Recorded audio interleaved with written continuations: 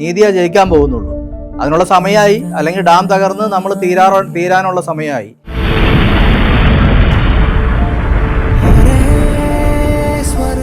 ഗതിയില്ലാണ്ട് കിടന്ന തമിഴ്നാട് ഇപ്പൊ ഇന്ത്യയിലെ 3ാമത്തെ സാമ്പത്തിക ശക്തിയായി നമ്മുടെ ചെലവിൽ വളർന്നു.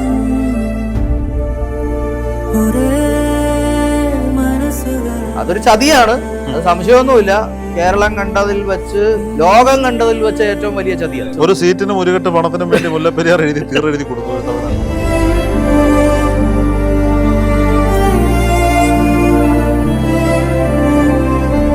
കക്കി ഡാമിൽ നിന്ന് തമിഴ്നാട്ടിലേക്ക് വെള്ളം കൊടുക്കാനായിട്ട് സാധിച്ചാൽ തമിഴർക്ക് ആവശ്യത്തിൽ കൂടുതൽ വെള്ളവും കിട്ടും. പുതിയ ഡാം വന്നാലും തമിഴ്നാടിന് വെള്ളം കൊടുക്കുന്നതിൽ തെറ്റുണ്ടോ? വെള്ളം കൊടുക്കാലോ, നമുക്ക് കാശ് വാങ്ങിച്ചുകൂടെ? നമ്മൾ സമ്പന്നരാകാനുള്ള ഒരു വഴിയും കൂടിയല്ലേ. ഇവർക്ക് ഈ 5 ജില്ല എന്ന് വെച്ചാൽ 2 ജില്ല ചേർത്ത് വെച്ചാൽ കേരളമായി. അപ്പോൾ ഒരു വാസ്റ്റ് ഏരിയയിൽ ഈ വെള്ളം ഉപയോഗപ്പെടുത്തുന്നുണ്ട് അവർ. അതുമാത്രമല്ല, ഇതുകൊണ്ട് ഇലക്ട്രിസിറ്റി ഉൽപ്പാദിപ്പിക്കുന്നുണ്ട്. വീടാന്തരം കൊടുത്തിട്ട് പൈസ വാങ്ങുന്നുണ്ട്, ഇൻഡസ്ട്രിക്ക് കൊടുത്തുനിന്ന് പൈസ വാങ്ങുന്നുണ്ട്. അതുകൊണ്ട് ഒരു ഗതിയില്ലാണ്ട് കിടന്ന തമിഴ്നാട് ഇപ്പൊ ഇന്ത്യയിലെ 3ാമത്തെ സാമ്പത്തിക ശക്തിയായി നമ്മുടെ ചെലവിൽ വളർന്നു. വെള്ളം കൊടുക്കാം, പണം എണ്ണി മേടിച്ച് കൊടുക്കണം. അവർ തരാനും തയ്യാറാണ് ഒരു പരിധി വരെ. പിന്നെ ഒരു ബാർഗൈനിങ് ഉണ്ടാവും. റീസണബിൾ എമൗണ്ട് നമ്മൾ പറഞ്ഞാൽ തരണമെന്നില്ല. അല്ല, ഞാൻ ചോദിക്കുന്നത്, ഇപ്പോൾ തമിഴ്നാട്ടിലെ ഒരു വ്ളോഗർ കഴിഞ്ഞ ദിവസം ചോദിച്ചൊരു ചോദ്യമാണ്. കാവേരിയിലെ വെള്ളം വരുമ്പോൾ അത് കർണാടകയുടേതാണ്, മുല്ലപ്പെരിയാറിലെ വെള്ളം വരുമ്പോൾ അത് കേരളത്തിൻ്റെതാണ്. പറഞ്ഞു വരുമ്പോൾ നമ്മളല്ല ഇന്ത്യനാണ്, ഭാരതീയരാണ്. പക്ഷേ വെള്ളത്തിൻ്റെ കാര്യം വരുമ്പോൾ തമിഴ്നാട്ടുകാരും കേരളക്കാരും കർണാടകക്കാരുമാണ്. അത് ഇവിടുത്തെ ന്യായമാണെന്നാണ് അവർ ചോദിക്കുന്നത്. അത് ന്യായം, ആ പറഞ്ഞത് ന്യായം. അതിന് നമ്മളാരും വിചാരിച്ചാൽ ഈ പരിപാടി നടക്കത്തില്ല.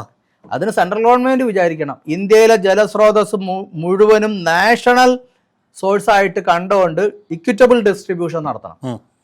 മനസ്സിലായോ? അപ്പോഴും നമുക്ക് ലാഭമാണ്. നമ്മൾ കൂടുതൽ വെള്ളം കൊടുത്താൽ നമുക്ക് കൂടുതൽ നാഷണൽ ഗ്രിഡിൽ നിന്ന് കൂടുതൽ ഇലക്ട്രിസിറ്റി ഫ്രീ ആയിട്ട് ഇങ്ങോട്ട് കിട്ടും. അത് ആ ബ്ലോഗർ പറഞ്ഞത് പ്രാക്ടിക്കലായിട്ട് നടപ്പിലാക്കി കഴിഞ്ഞാൽ കേരളം ഒരുപാട് സമ്പന്നമാകും. കാരണം നമ്മുടെ വെള്ളം ഇന്ത്യ മുഴുവൻ കൊടുത്തിട്ട് അതിന്റെ എല്ലാ സ്റ്റേറ്റിൽ നിന്നുള്ള റിമ്യൂണറേഷൻ നമുക്ക് കിട്ടുമ്പോൾ നമ്മൾ ഭയങ്കര സമ്പന്നരായി.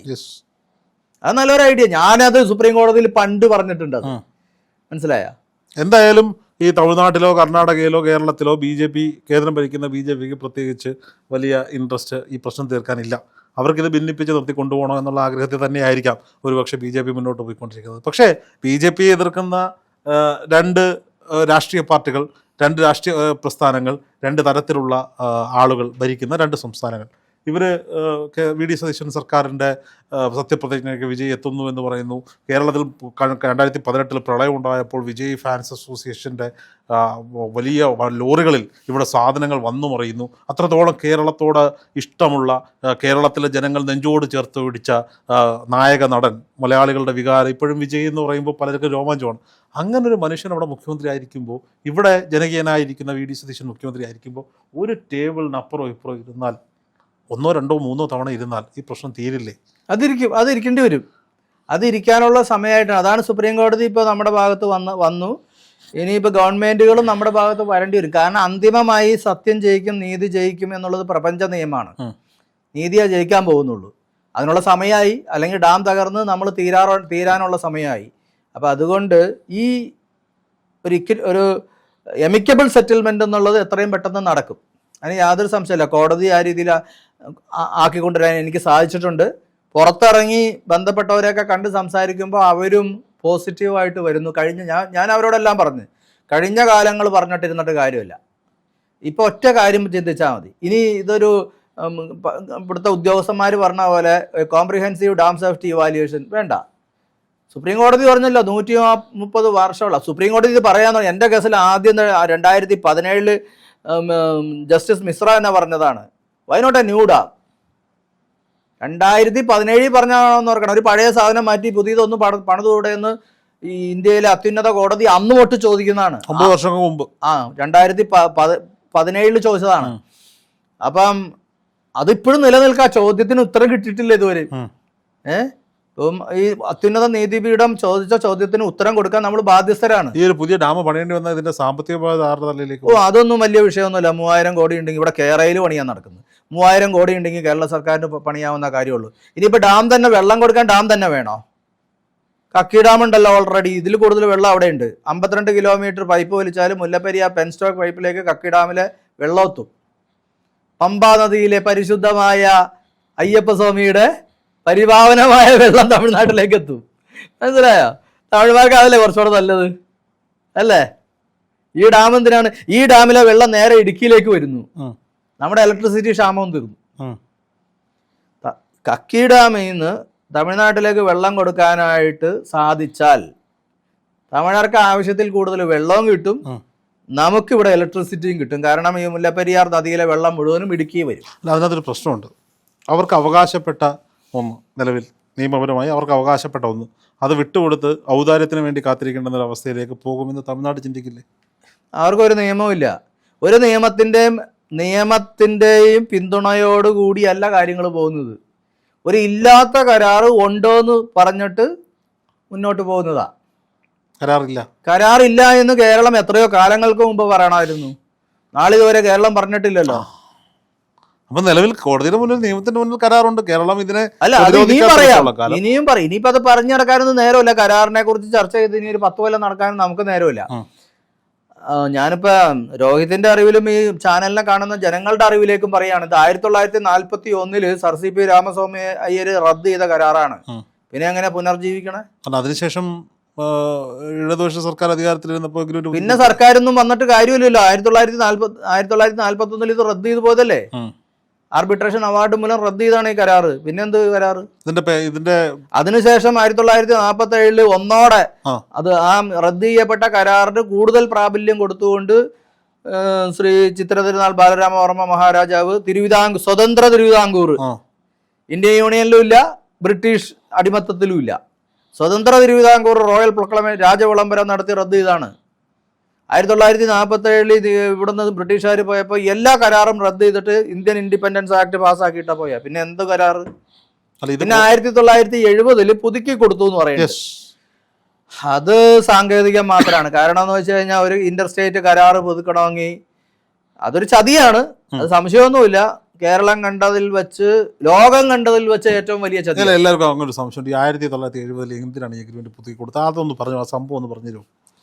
അത് അന്ന് ഞാൻ മൊത്തം പറയൂല കേട്ടാ, വരികൾക്കിടയിലൂടെ വായിച്ചോളാം. ഞാൻ എക്സ്പ്ലെയിൻ ചെയ്യാം, താങ്കൾ പറ.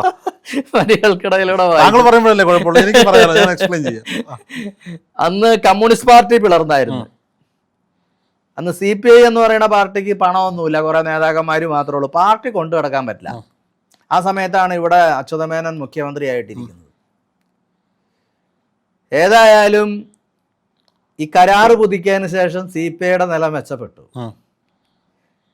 ആ സമയത്ത് തന്നെ കല്യാണസുന്ദരം എന്ന് പറയുന്ന ഒരു MP തമിഴ്നാട്ടിൽ നിന്ന് CPIക്ക് ഉണ്ടായി.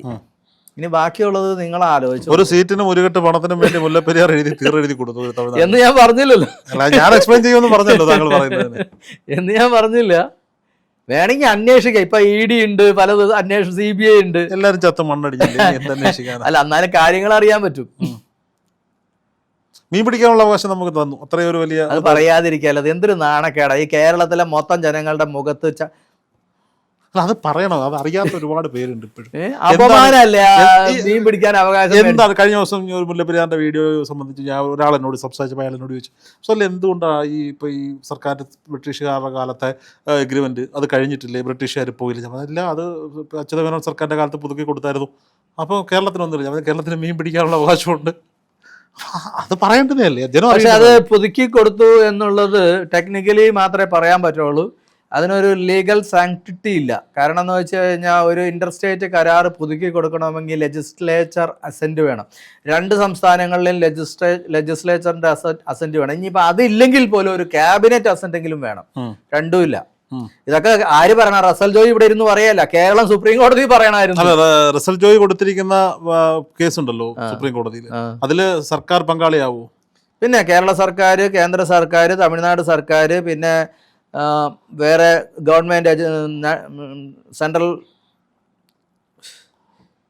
Disaster management authority, central water commission, അങ്ങനെ അഞ്ചാറ് റെസ്പോണ്ടൻസ് ഉണ്ട്. റെസ്പോണ്ടൻസ് ആണ് ഞാൻ ചോദിക്കുന്നത്. താങ്കൾക്കൊപ്പം താങ്കൾ കൊടുത്തിരിക്കുന്ന കേസിൽ കക്ഷി ചേരുമോ? പാതി ഭാഗത്ത് കേരള സർക്കാർ. കേരള സർക്കാർ കക്ഷിയാണല്ലോ, ഓൾറെഡി കക്ഷിയാണ്, സഹകരിക്കുന്നുണ്ട്. ഓപ്പോസിറ്റ് കക്ഷിയാണ്. ഓപ്പോസിറ്റ് കക്ഷിയല്ല ഞാൻ ചോദിച്ചത്. ഓപ്പോസിറ്റ് കക്ഷിയാകുമ്പോൾ പിന്നെ എൻ്റെ കൂടെ കൂടേണ്ട കാര്യമില്ല. ഓക്കെ, നമ്മുടെ കൂടെ നിന്ന് പറയാം, ഞാൻ പറയണെല്ലാം ശരിയാന്ന് പറഞ്ഞാൽ പ്രശ്നം തീർന്നു. പക്ഷെ അത് പറയാൻ ഈ കേരള സർക്കാരിൻ്റെ വക്കീലന്മാരായ ശ്രേഷ്ഠന്മാർക്കും സർക്കാരിനും ഒക്കെ ഈഗോ അനുവദിക്കുമോ? അത് അങ്ങനെയല്ല അവർ പറയണേ, അവർ ഉരുണ്ട് കളിക്കും. ഉരുണ്ട് കളിക്കാതിരുന്നാൽ മതി.